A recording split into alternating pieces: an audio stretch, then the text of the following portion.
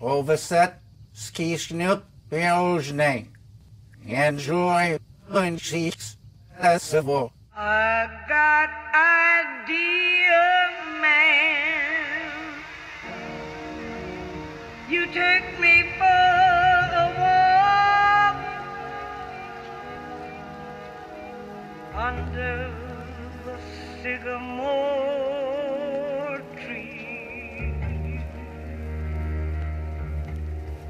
the dark trees that blow, baby, in the dark trees that blow, and I'll be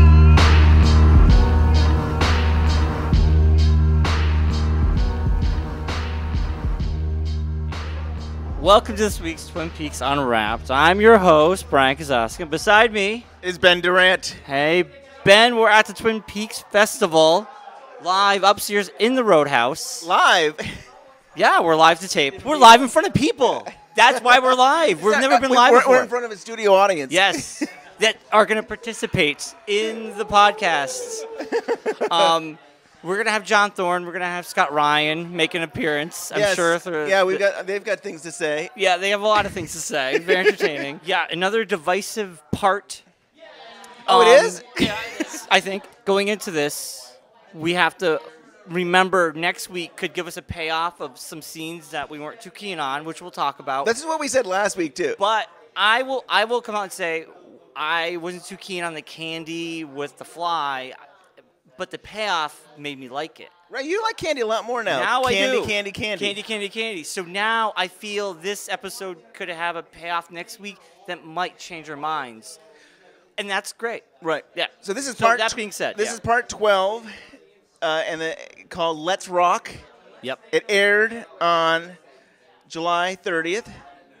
Live at the Roadhouse. Yes, we're at the Roadhouse, where they shot the exterior of the Roadhouse. Saw it with a group of people. We got to see it with some of the celebrities. All right, so this is Brett. I'm from Milwaukee, Wisconsin. It's been a pleasure being up here, first of all, with all these guys. This is amazing. My first festival, so awesome. And getting to watch with Christabel and Kimmy and Sabrina and everybody that's been up here. I love the first scene. I noticed the red drapes immediately, and the curtains. Immediately made me think of course, the Red Room. But, it's David. He loves those curtains. They're everywhere in all of his work. Yeah, I thought it was a great scene. I think that we had a lot of exposition and dialogue and information about the Blue Rose, which we have not had ever up until this point. That was like a huge download of information for us. I thought it was great. I have to watch it again because we were all buzzing so much with excitement and really pick apart what they were talking about. But that was amazing for me as a fan that's wanted that information for so long. Going into this season thinking, will they address the Blue Rose actually in dialogue? Is this just going to continue to be a, kind of a thematic metaphor? Or are we actually going to get something? And that was it. So that was gratifying for me. And that was a great scene. Well acted by everybody. Let's rock. So it was like overdrive, and everyone was cheering and clapping. It was a great way to open that part. First he said Chet Desmond. Oh, yeah. I looked at you. First I was like, name drop of Chet Desmond. And this is Scott Ryan from the Blue Rose magazine. This is John Thorne from the Blue Rose magazine. And we're here today to talk about a very sad death in the Twin Peaks family, the death of John Thorne's dream theory that passed away at the ripe young age of 27.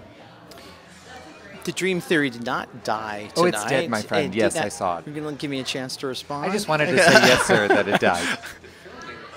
If you go back and look at the text that I wrote, I never claimed that Chet Desmond was a figment of Cooper's imagination. Just he dreamed that sequence with Chet Desmond, that Chet Desmond, since he failed to solve the Teresa Banks murder, that maybe another agent could have done that.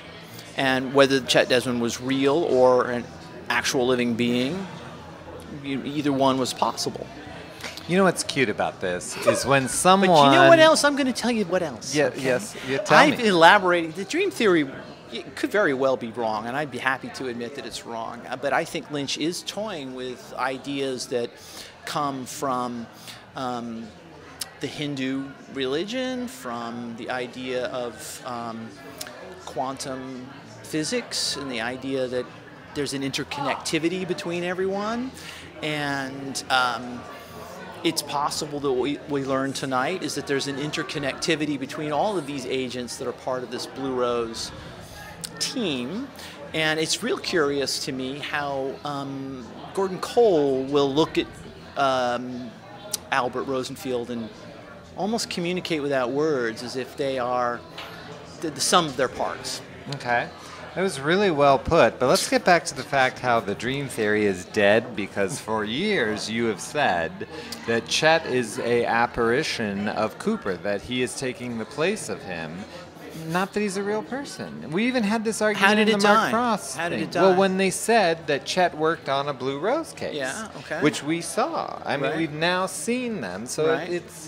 it's gone, buddy. And it was a great theory. I loved it. I miss it. But I'm gonna again, go to its I'm grave waiting and to put hear the- why the theory's wrong. When Mark Frost's book came up, and Yeah. you said this was No. sad when they mentioned his name, this was causing trouble, and now we know he works on the Blue Rose. So, and this is a Blue Rose task force, which made me happy. You know, that was very interesting. I really liked that. Because I loved it. I mean, because we're the Blue Rose Task Force, asking people to subscribe at BlueRoseMag.com and join the Blue Rose Task Force. That's what makes me happy. I don't want us to fight, John. Hearing that Albert is the only... That hasn't disappeared. Yeah. Yeah.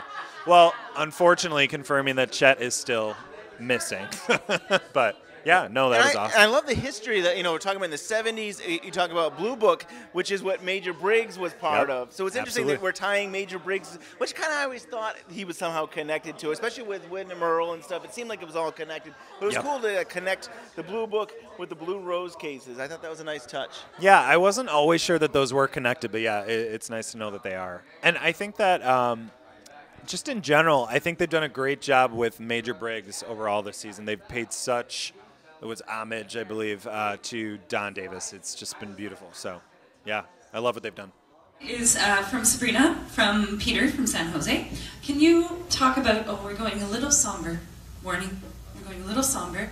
Can you please talk about the details of honoring the deceased cast members, logistics with the likenesses, when and how the footage was shot with Catherine, and especially the Blue Rose clip of Don Davies? Yeah, this is truly a sad thing.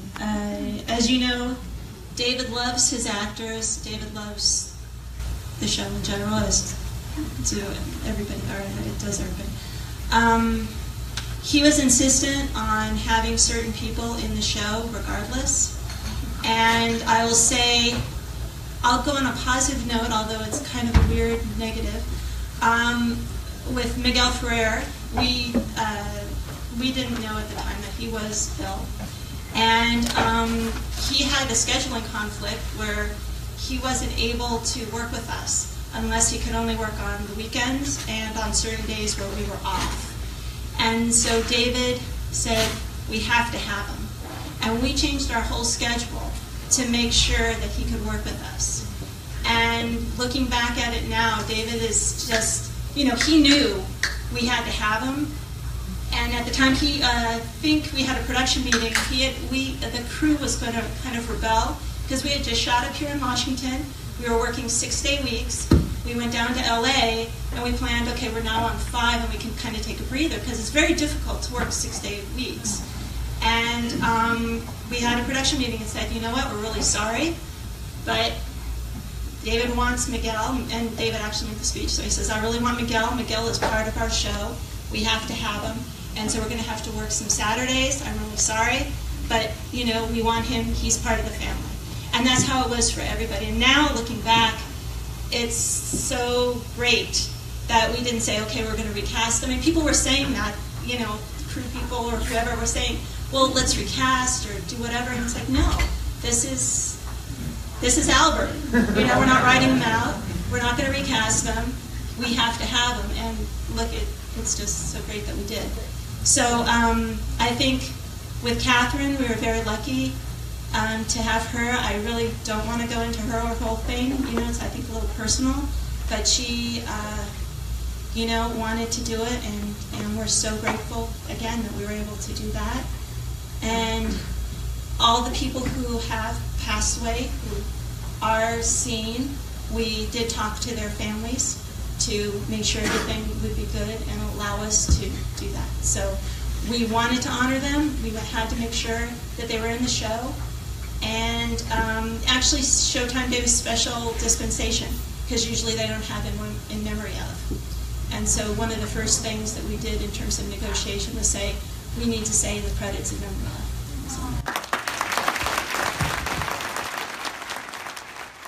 Tammy getting into the fold was cool. Blue Rose Task Force. Her watching the episode with us was really cool. I like that a lot. I was trying to kind of see how she was reacting to that, but I couldn't see it. And then the whole Diane thing, Diane coming in, and that was like a slow take. It was just like, very.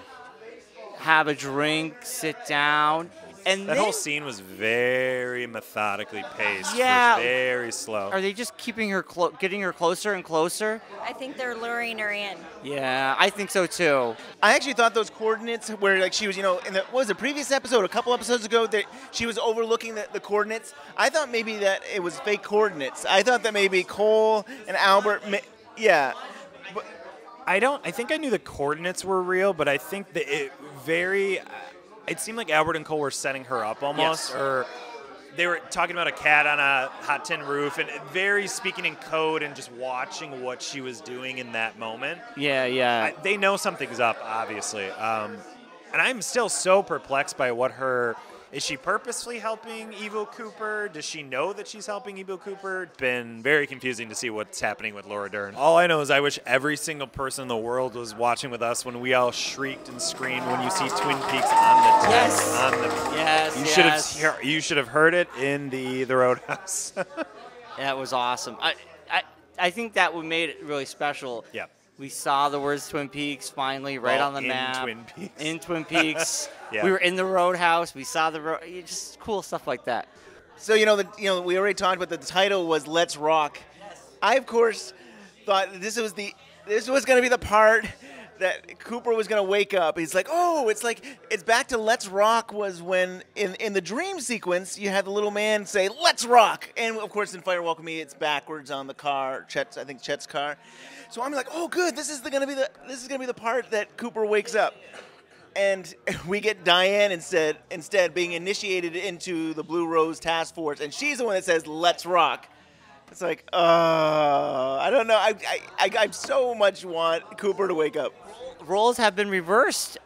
If you think about it, it's like Cooper talking to Diane. Now we have Diane talking to Cooper through a cell phone. Text. It's like totally reversed. So it's now Diane's story. And there's no Cooper. There really is. I mean, there's no real Cooper. But we can talk about the Dougie thing, which was interesting. This is Chris. I just have to say that, whether you've been a fan of Dougie or not, that one moment was almost made the entire thing worth it. It was hilarious. Yes. That moment was the baseball, the game of catch between father and son, but there was no catching involved. Did you think the hit in the head was going to wake him up? I'm like, this is going to play out. He's going to hit in the head. He's going to wake up. Maybe we'll come back to that next week. Yeah. And I also had to think, wow, this scene is just here so we can have starring Kyle MacLachlan at the end. Yeah, it was really funny because we all laughed at that part, and then it cut to the mountains, and everybody just died laughing again. It was hilarious. Yes. Yeah. That was it. Yeah. It was perfect. And it was it was like a comedy writer came in and was just like, I'm just going to put all these great comedic beats in this. But I think the next major storyline we got was Sarah Palmer. And I've been waiting for more of Grace the entire season long, and it was so gratifying to see her again. And she's doing such a great job. That scene in the grocery store was haunting and beautiful and everything that I wanted it to be. When I think we saw a still months ago release for her in that grocery store, and she did an amazing job. And I immediately thought, you know, she's having these weird, she's talking to herself. She's obviously been doing this for a while. She doesn't have anybody to talk to. And it's sort of like you hear the music from Fire Walk With Me, the convenience store scene. We know the convenience store is part of this storyline this year. It almost seemed like she confused that grocery store with the convenience store, as if she had been there before. Like, this was obviously just a grocery store, but I think it was supposed to look or feel similar. And there was that weird bit with the jerky. Does anybody have any thoughts on the jerky? Any theories on what that's about? Well, what I found, I got to rewatch this scene because I couldn't hear it 100%, and there was so much going on. But she mentioned something about the men or something along those lines, that they're coming. Yes, and then that made me mentally tie in to the convenience store. And I was thinking, yes. You know the scene where the creature crawls into the girl's mouth? There's a theory that maybe that's Sarah. So I just wanted to... And that would be fascinating if maybe she's flashing back to her past. The beef jerky made me think, so what's the last time we saw her was the one scene. What's that? Turkey jerky, right. Well, I think that confuses all of us. The last thing we saw was her watching TV. It was like Natural Geographic or something, but it was meat. You know, it was like raw meat, and some reason that made me think of beef jerky. It was making me think of like, oh, this is like, I don't know. I seem to connect the jerky with the meat on the TV there. Well, I just thought of this because what about the turkey and the corn comment from Fire Walk With Me? Quit trying to hold on so tight. I'm gone. Long gone. Like a turkey in the corn.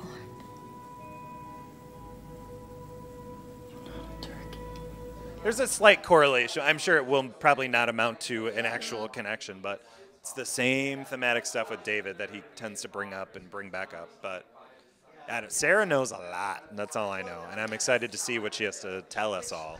Just in general, I think we've had a lot of parts this season where you see a character once in the episode, if you will, and you kind of don't see them till next week or 3 weeks later. It was good to see some progression. You see Sarah a couple times. You see her with Hawk. That was a really sweet scene because, you know, Sarah's all alone and Hawk's such a good person and checks on her. And there was someone in her kitchen. Can we talk about that? Yes. What was that about? Maybe there were people around the dinner table in that kitchen having a lively conversation. Well, if you think back to the last time we saw her in the original series, she was definitely going through a change. No, I never could tell if it was a Bob, I'm in the Black Lodge and I'm waiting for you, or was it Wyndham Earl saying that? I always forgot. Maybe it was Wyndham Earl. But I've heard Wyndham Earl, but I never personally felt that. I think you're right. Because Wyndham Earl was one that was kind of playing games with everybody in the Black Lodge in episode 29. Right. Yeah. Right. He was luring Cooper into the lodge as it is. Going back to the creature entering the girl's mouth and all this developing, it kind of, I don't know, it makes you think about Sarah and Laura as part of being part of the whole big picture here. And of course, if you think about it, the orb, when I saw the coordinates on the map come up and it was zooming in onto Twin Peaks, I started thinking of the orb headed toward that direction of the country in part 8. Yeah, totally. So for me, watching that scene with Sarah in the market and then Hawk seeing her at the house, I do was like, is Sarah possessed? Maybe this is bubbling for so long. Some people can only take it for so long. What if it's Bob at the dinner table? Because Bob, if we go with the theory that Bob is out of Mr. C right now, I 100% think he is out of Mr. at C. the Palmer's house waiting. Yes, I agree.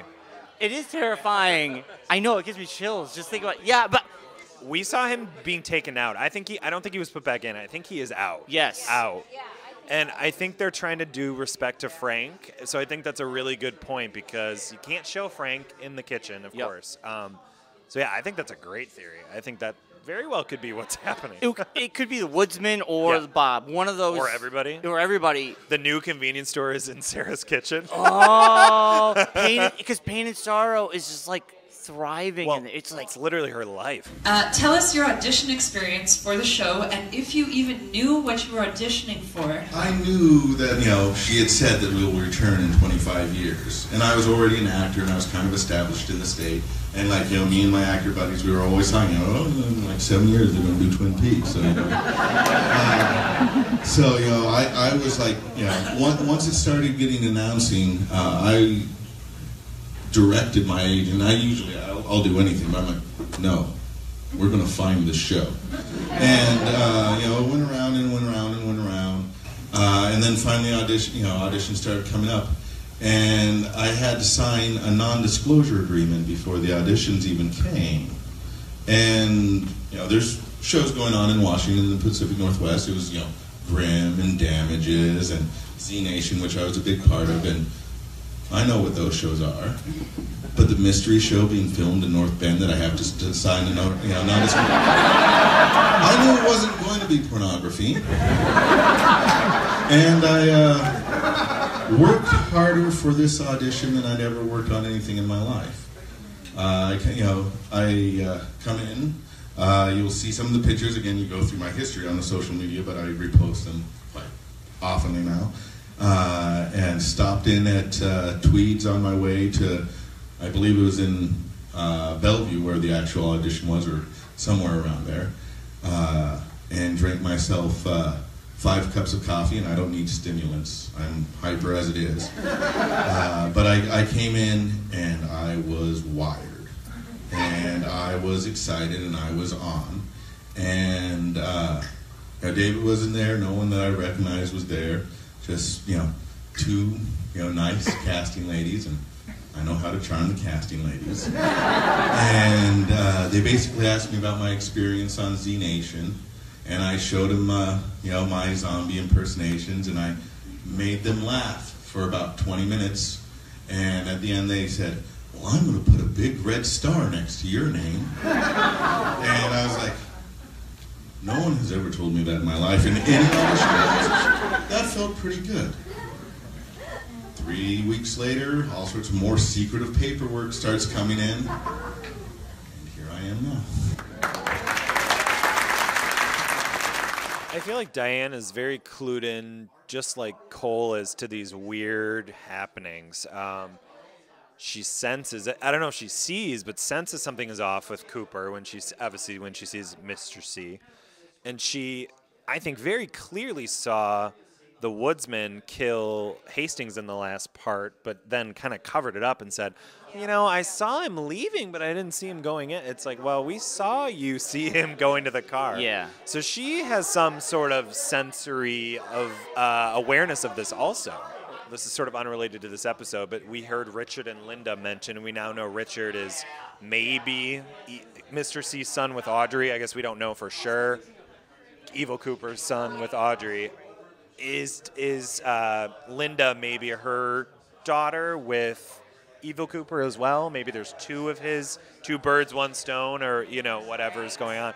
Who knows if they'll do anything, or if we'll even meet Linda, who knows? It would be kind of sad if we didn't, but yeah, I don't know. Yeah, because we know Audrey. My little kind of pet theory along those lines is if Richard possibly is the child of Mr. C and Audrey, but then if you'll remember, right before the Miss Twin Peaks contest, Cooper was with Annie. So she very well could have a child, maybe Linda. And so those would be 2 birds, 1 stone. One is, good, one is Richard. Yeah, I keep wondering. I think it was part 7 where we finally heard Annie's name in this season, and I honestly did not think we would at all. That was gratifying to finally hear her name and be addressed. It almost seemed like the way they wrote that, or the way that Hawk mentioned her, was, oh, she was a girl who went into that place. It was, I don't know that we're going to hear about her ever again based on the way that they kind of really brushed with a wide stroke over her entire storyline with that. That's just me and kind of thinking of how the dialogue for that scene. But I would be very curious and happy if they brought Annie back up at some point. But I don't know. I think it was almost like, all right, we mentioned her. She was there. We have to talk about her. I know that a lot of fans were not super fond of her. So, yeah, I'm curious how much she'll play into it, since we know Heather's not Heather's not in the actual, season. So She was a girl that went in that place. that's all she was, apparently. She wasn't Cooper's true love or anything else. Was she the sister of Norma? Right. No, oh, my God. I don't know. That is probably never going to be addressed at all. Sister of Norma, yeah. Annie was the trap to get Cooper in. She was Black very Lodge. clearly a plot She device, was a I'll say setup. that. Yeah, for sure.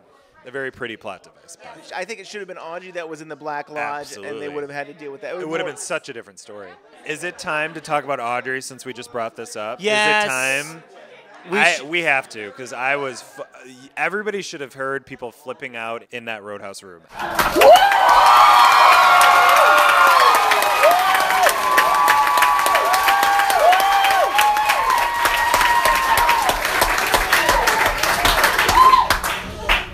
Okay, I'm tired of waiting for the phone to ring. I have not heard so many fans in unison shrieking and screaming at the same time in my And life. she wasn't here to hear it. I know.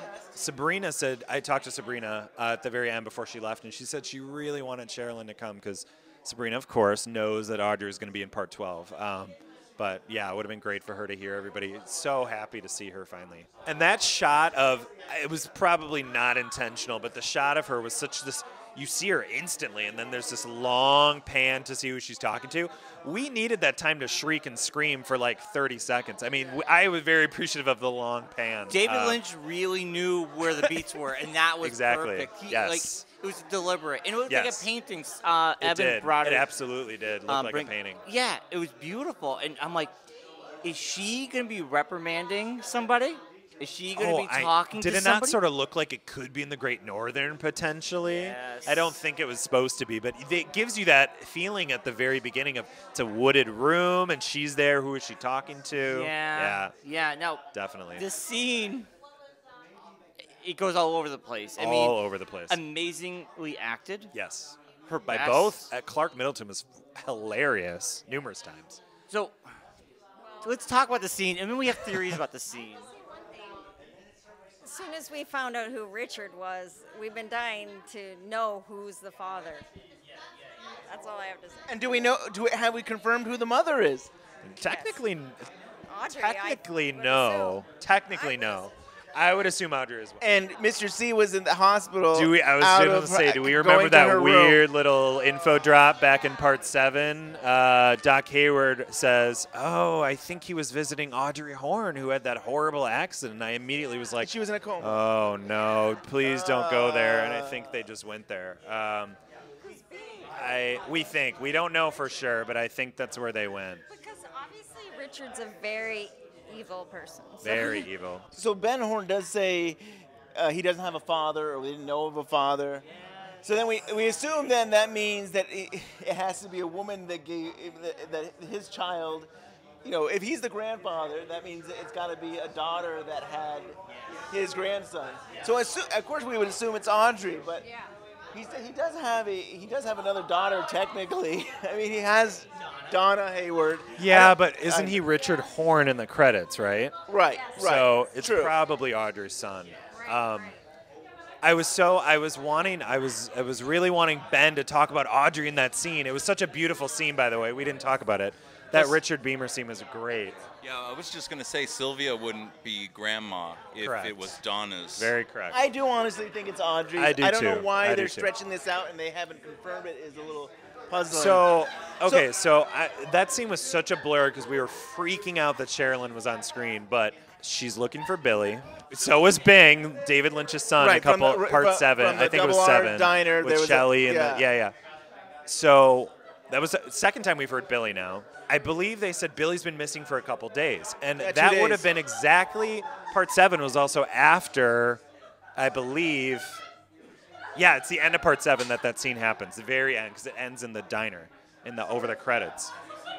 Have you seen Billy? Have you seen Billy? So I think what we were supposed to take from that is Billy is the farmer that Andy was meeting, the rendezvous farmer. But he never showed up. He never showed up, and Andy think waited. That's what it's supposed to be. Truck mate. Yes. Yeah. It could be a totally unrelated missing person, but I don't think it's supposed to be. I think it's the farmer. Sense. Yeah. It would make sense that her son had stolen her boyfriend, I guess. his truck, right? And maybe had that sort of resentment to do what I think he might have done to Billy. I don't think Billy's coming back. I've waited 25 years to see Audrey. Yep. I want to know what happened to her, and I was expecting a lot. And like, I will say, Sherilyn Fenn's performance was amazing. Yes. I mean, she gave it her all, but it was weird and it was convoluted. Very weird. And like, it's not the way I would have wanted to reintroduce I agree. Audrey. And it's like, what is going on? I agree. And I think some other fans we were talking before kind of reassure us that maybe this is not what it seems. Maybe there's something else going on. Maybe this isn't. I had a theory about. David doesn't want you to know what it seems ever. That's true. It's true. Clearly. I think you're right. Yeah. Candy, candy, candy, all over again. It's the payoff hasn't happened, and the payoff happens. I think you'll be happy. I have a theory. I had a small theory immediately when I saw that scene. We know Audrey was in the horrible explosion. I always thought she would have some sort of brain damage from that. Right, she was in a coma. She was in a coma, right? That was established in the book. Yes, definitely.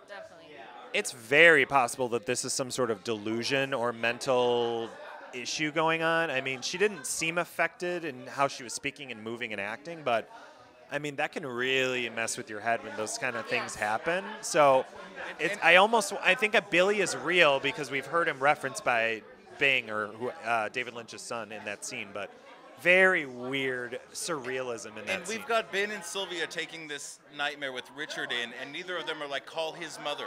Neither of them like, get his mother That on is the a phone. Where's very his good mother? point. Yes. They don't even speak her No, name. they don't. As if she's away Which makes or me sad that Ben inaccessible. doesn't talk about Audrey. But I honestly think it's so hard to know, but I think maybe Audrey doesn't know about Richard. I don't know how that would even happen. I don't know how someone would have a child without knowing about it, but I don't know if that's possible medically while you're in a coma. Working on like what ifs, like what if she is so mentally unstable, but that she just has no recollection of having a child. Very much amnesia possibilities there for sure. I think that there's something going on. She doesn't seem quite right in that scene, and I think we're supposed to feel uncomfortable. Sherilyn did a great job, but yeah, like you said, it was not how anybody expected to see Audrey for the first time after 25 years. I wonder where they'll go with it, but yeah, we'll see. Can I throw out one of my theories about Audrey tonight? Yes, I want to hear your theory about Audrey.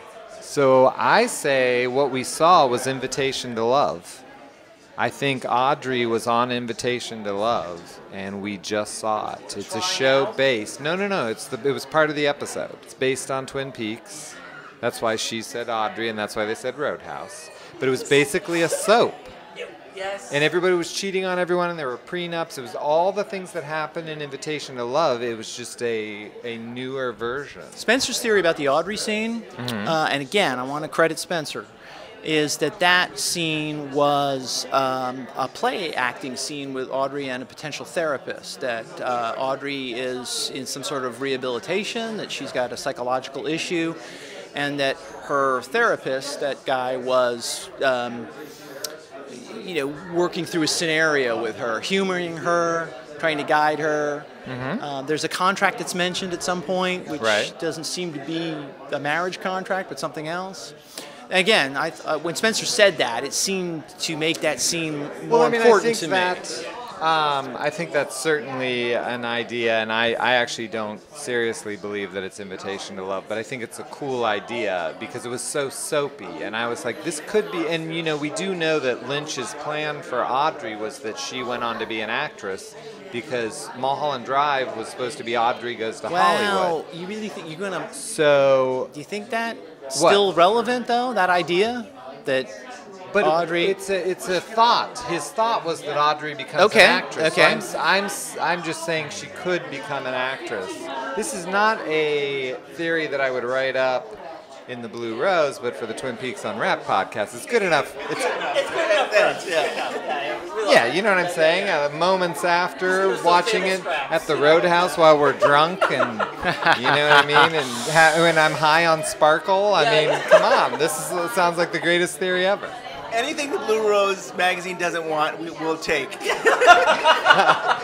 Well, then we'll give you John's old dream theory because, oh my bring in Eben here. Can we bring in Eben? Welcome to Twin Peaks Unwrapped. John and I have stolen this podcast. Eben, what'd you think of tonight's episode? It's not an episode, it's a part. No, the episode part of the part. That part of the episode part. I've stopped listening to you. So you can see that Eben is kind of Johnny Hornish. He's, how are you today? Hello, Johnny. What is the question? How did I like this? Yeah, what part of the episode made you very interested? Audrey. Was she in it? Do we know? Was that really Audrey? Ooh, was it? Oh, very interesting. Listen Was to it that. Really? Okay. It was Yeah, there you go. Audrey. And she's not like rushing out the door like, I'm going to go do this.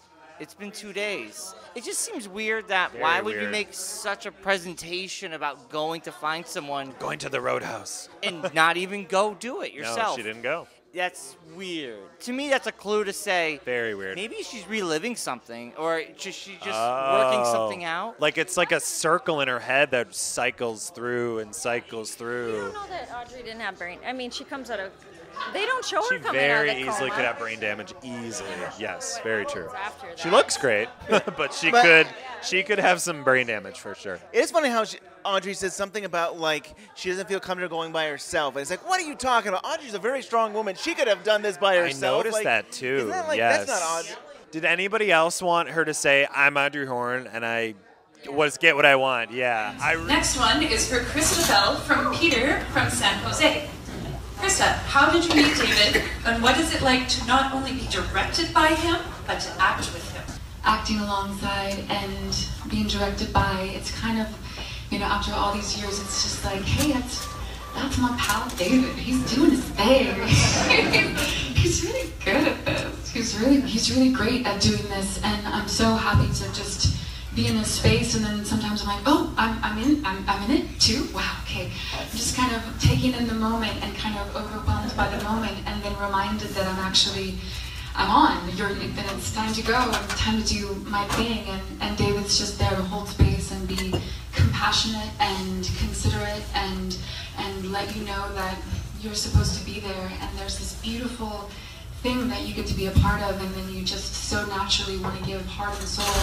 And it's this beautiful experience. And I don't know that there's a difference between the directing and the acting alongside, because you're just with this person that just has so much competency for what they're doing, and it's so purposeful, and it's just like this beautiful dance that we all get to be a part of. And I mean, he's also kind of total scene stealer.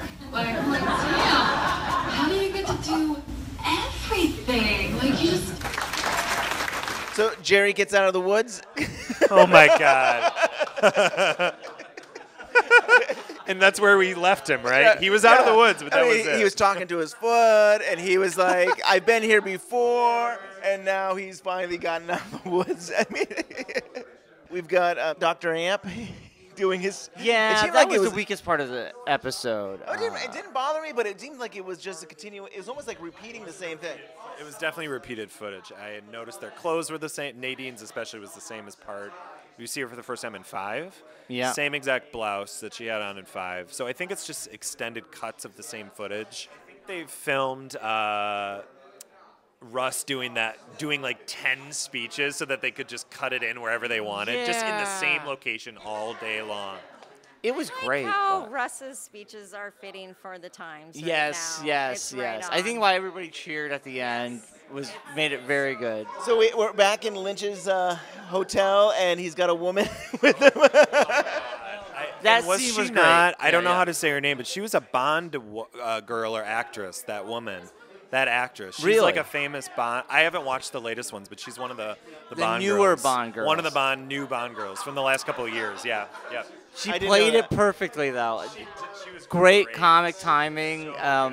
All of the scenes with Albert and Gordon just made me realize how well timed and edited this show is for an audience. Yeah. And watching it in a room full of people, the beats were perfect. And so I think some of that awkwardness you may sometimes feel watching it at home is because he's still cutting film for an audience, and it works beautifully.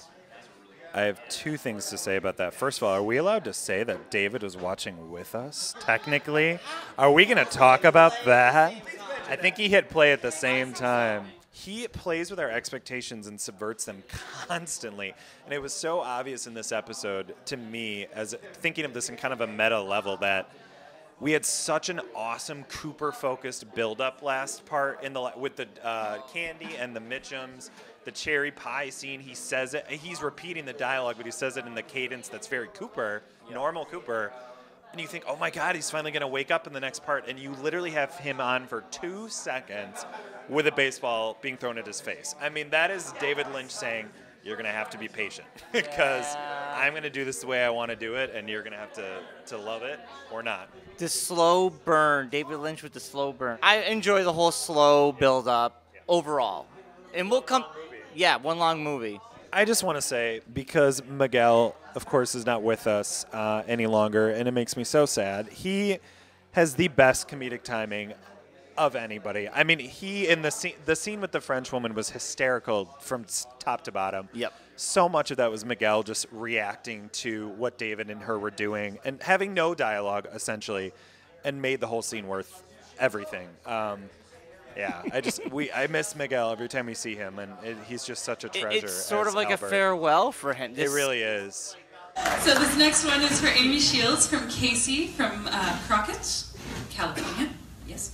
And the question is, your character and her 2 companions, friends, wives, sisters, sister wives, are very distracted and dressed the same way all of the time. Do you have a backstory for Candy and her friends, wives, sisters? And will you and can you share it? My squad. I can't, I'm sorry. I'm not actually allowed to talk about that. Because there's so many things that you could easily give away. You know, it's ours up for interpretation, and you guys can figure out all of those questions. I'm asking a lot of those questions myself, so to be fair, even if I could tell you, I actually can't, because I don't know. Are they actually there? Are they real? We just don't know. Are they? So, thank you. Hutch and Chantal. They want to get food. They're Wow, sitting in the was van. that brutal? I have a hard time with violence, and I know everyone's probably laughing because I am watching the wrong show, but it's really hard for me, and especially home invasion type of stuff really gets under my skin, and this was so uncomfortable. I mean, Tim Roth and Jennifer Jason Leigh were beautiful as usual. I mean, they're so good at these evil, horrible people. But yeah, they're so nonchalantly just plug the guy, and he's not even dead the first time, and then shoot him again. The warden, played beautifully by James Morrison too on the last couple parts, but then the kid runs out. It was horrible. It was we absolutely talking horrible. about this idea of violence with kids, Gut but then have the punch. kid actually have to witness his father It's dying. almost the reverse of the horrible accident in part 6 with the kid. It's like the inverse of that. Yeah. You know, it's the continued, like, David is so, I feel like he's really looking at the themes of the degradation of society in this thing, and all these poor things with these kids. Like, you don't really have a lot of kids in the original series, and when you do, I think we can all say that we weren't super fond of them. Like little Nicky, for example. Everyone's least favorite scene in the whole thing. But yeah, I think what he's done with the children this time is really different and dark. And you know, you have the poor kid dying, and now this kid witnesses his dad, and it's. Oh, that's right. Yes, the children finding Miriam. There's just such an obvious display of there is darkness everywhere, and these kids are being corrupted. I mean, the girl spewing up whatever she was spewing up. It's another example of kids are in trauma in this season. That scene was just horrible. I think it was placed between some funny stuff, too. So it was just a total, you know, David switches with the emotions in 2 seconds flat, and it was just literally felt like somebody punched me in the gut when that happened. It was awful. Children being victims of and witnessing violence. I think they're starting to show the world going crazy, or at least Twin Peaks. Well, and you know, I can't help but think about, I think in the book they established that the mill burned down at some point or again, or it was kind of unclear. But I think the town economy kind of went away after that. I mean, everyone in town really is not doing well. You have the lovely Amanda Seyfried in a trailer park. So How about Nadine? All right, this next one is for Wendy from Casey from Crockett. Is Nadine's Drake Runner store keeping the town afloat since the mill is gone?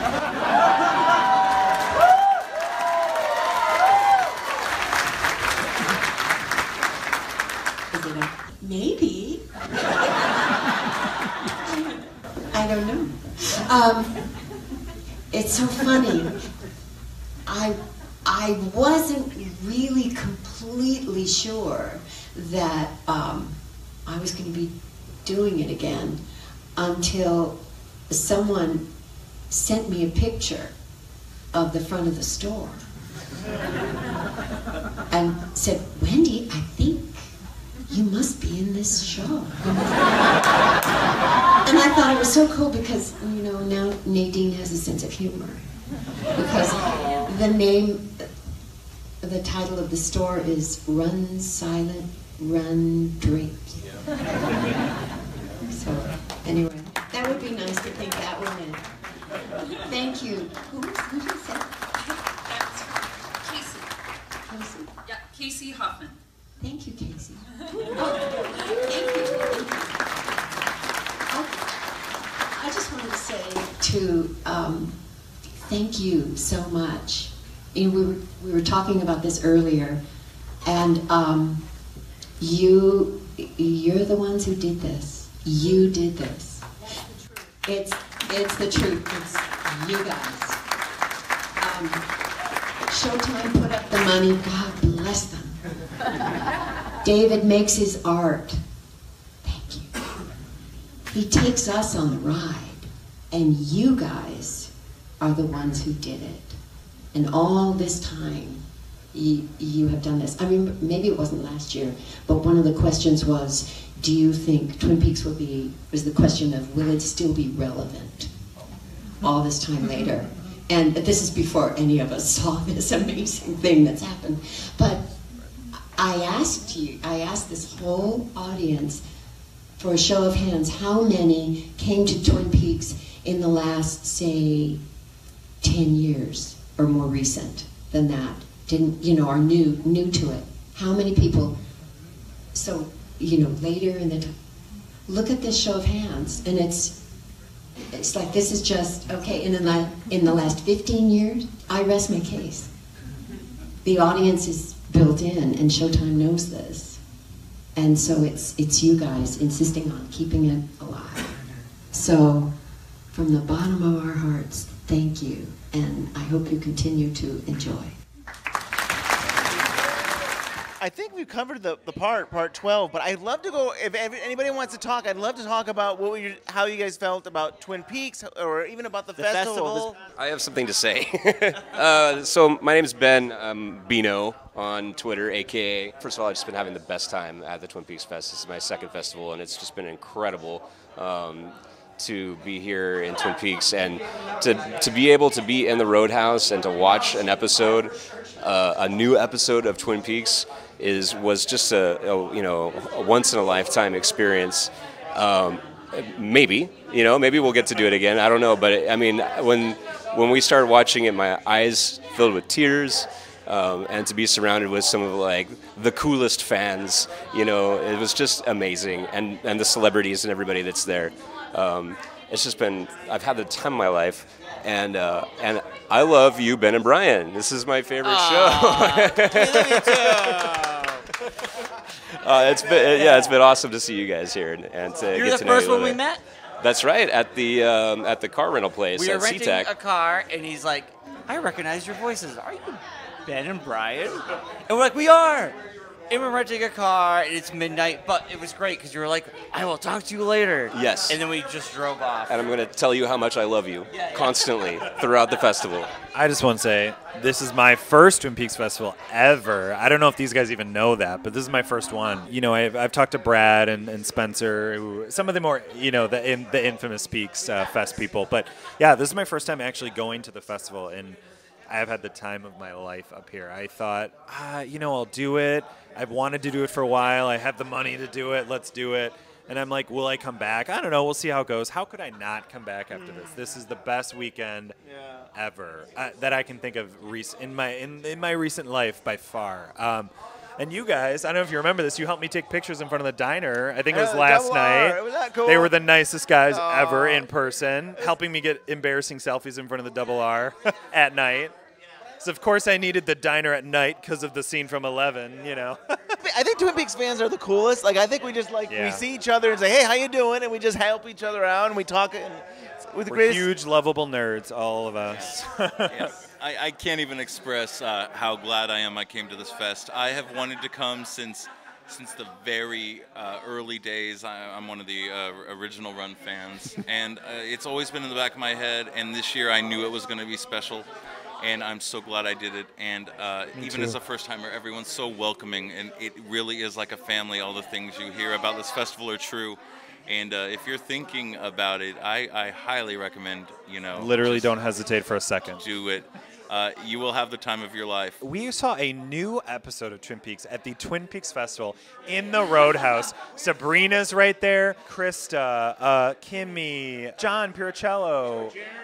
Yes, Jeremy Lindholm was here. I think it's fun to get together with people with something we all love and we can talk about and be excited about and get away from the real world for a little while. And I think David Lynch is like a poem. It's fun everyone has their interpretation and it's fun to discuss. It's that moving painting, right? I mean, he's ultimately a painter at heart, and every part is a brushstroke on the tapestry that he's painted of this new series. So, yeah, it is a very...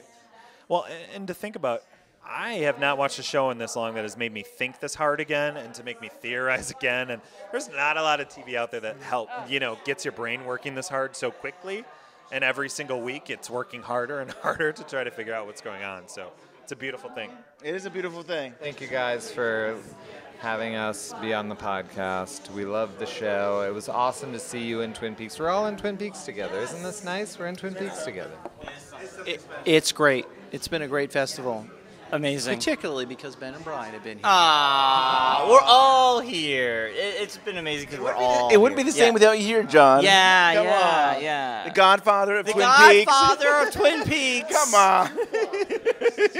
Well, thank you, everybody, for being a part of this. It's so awesome. It's been amazing weekend. That is for having us. Thank you for having us. Oh, no. Thank you for joining us. And oh, my God, what a weekend.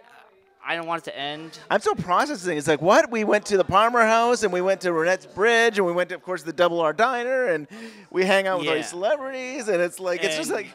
Did you guys find Richard's truck? I found Richard's truck. Yes. That was the coolest thing to see. Oh, you found it? We found it, yeah. It was awesome. Some guy yelled at us. I said, let's go to the fest. It's a one-time event. We'll go. I'm here going, it's like getting a tattoo. It's like, you just want more. I just want to come back again.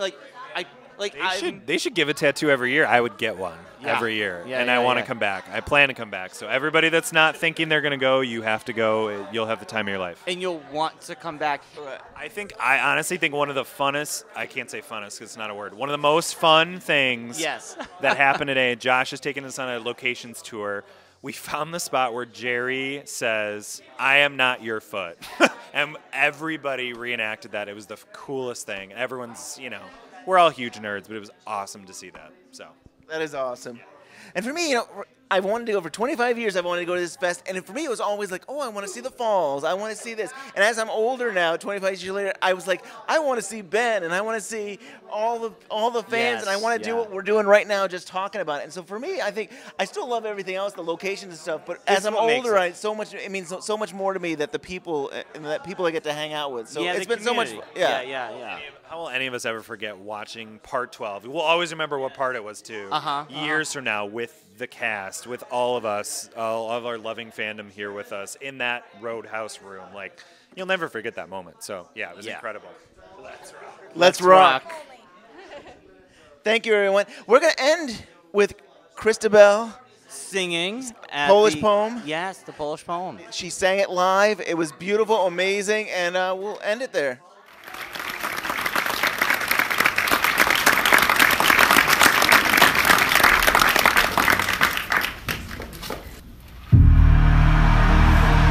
I see this fire too.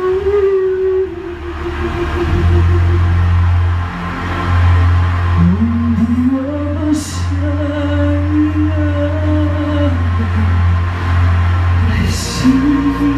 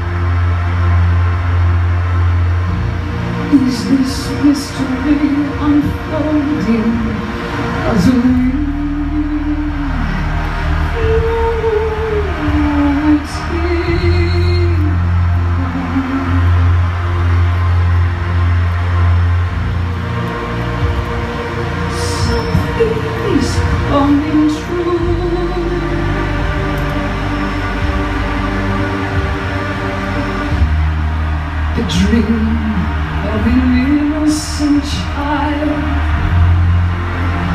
Some feelings